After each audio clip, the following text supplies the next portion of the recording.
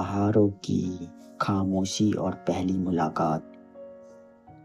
जून का महीना था जब आर्यन ने अपनी पुरानी बाइक उठाई और निकल पड़ा ऋषिकेश के आगे पहाड़ों की उन दुर्गम चोटियों की ओर जहां फोन के सिग्नल भी कभी कभी हार मान लेते थे। पहाड़ों की घुमावदार सड़कें, देवदार के ऊंचे पेड़ और ठंडी हवाएं। आर्यन को लग रहा था कि उसने दुनिया जीत ली है। सफर के तीसरे दिन वह गंगोत्री मार्ग के पास एक छोटे से गांव में रुका। गांव का नाम था देवधारा। वहां के घर पत्थर और लकड़ी से बने थे, जैसे सीधे प्रकृति की गोद से निकले हो। शाम का वक्त था। आर्यन एक पहाड़ी झरने के पास बैठा अपनी डायरी में कुछ लिख रहा था कि तभी उसने किसी के गुनगुनाने की आवाज सुनाई दी। उसने पीछे मुड़कर देखा। एक लड़की अपने सिर पर लकड़ी का गट्ठर लिए आ रही थी। उसने गहरे नीले रंग की पारंपरिक कुर्ती और सिर पर रेशमी रुमाल बांध रखा था। उसकी आंखों में पहाड़ों की गहराई थी और चेहरे पर एक सादगी जो शहर की चकाचौंध में कहीं खो गई है। वह थी हिमांशी। आर्यन ने उसे देखकर मुस्कुराने की कोशिश की, पर हिमांशी ने बस एक पल के लिए उसे देखा और अपनी राह पकड़ ली। उस एक पल की नजर में ने आर्यन के दिल में हलचल मचा दी। अगले कुछ दिन तक आर्यन उसी गांव में रुक गया। उसने एक स्थानीय बुजुर्ग के घर पर ठिकाना बना लिया था। उसने रोज हिमांशी को गांव के खेतों में काम करते या झरने से पानी लाते देखा। एक दिन जब बादल छाए थे और अचानक तेज बारिश शुरू हो गई, आर्यन ने देखा कि हिमांशी एक पेड़ के नीचे भाग रही थी। आर्यन अपनी जैकेट लेकर वहां भागा। उसने हिमांशी को जैकेट दी और कहा, इस पहाड़ों के मौसम का कोई भरोसा नहीं, आप जल्दी घर जाइए। हिमांशी पहली बार हंसी। उसकी हंसी में पहाड़ों के झरने जैसी ताजगी थी। उसने धीमे से कहा, हम पहाड़ों के लोग हैं साहब, हमें बारिश से डर नहीं लगता। बस आपकी तरह अजनबी नहीं जानते कि यहाँ की ठंड कितनी गहरी होती है।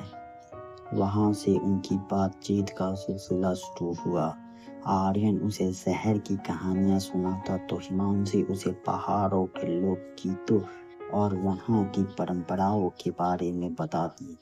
हिमांशी की बातों में ऐसा जादू था कि आर्यन को अपना कोऑपरेटिव जीवन एक सपना लगने लगा था। समय बीतता गया और आर्यन के लौटने का वक्त आ गया।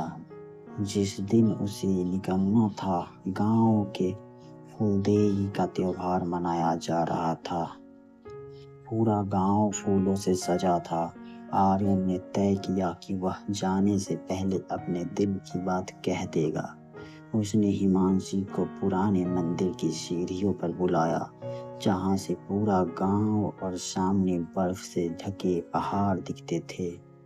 जब हिमांशी आई तो आर्यन ने कहा, हिमांशी, मैंने सोचा था कि मैं सिर्फ घूमने आया हूँ, लेकिन अब मुझे लगता है कि मैं अपने दिल यहीं छोड़ जा रहा हूँ।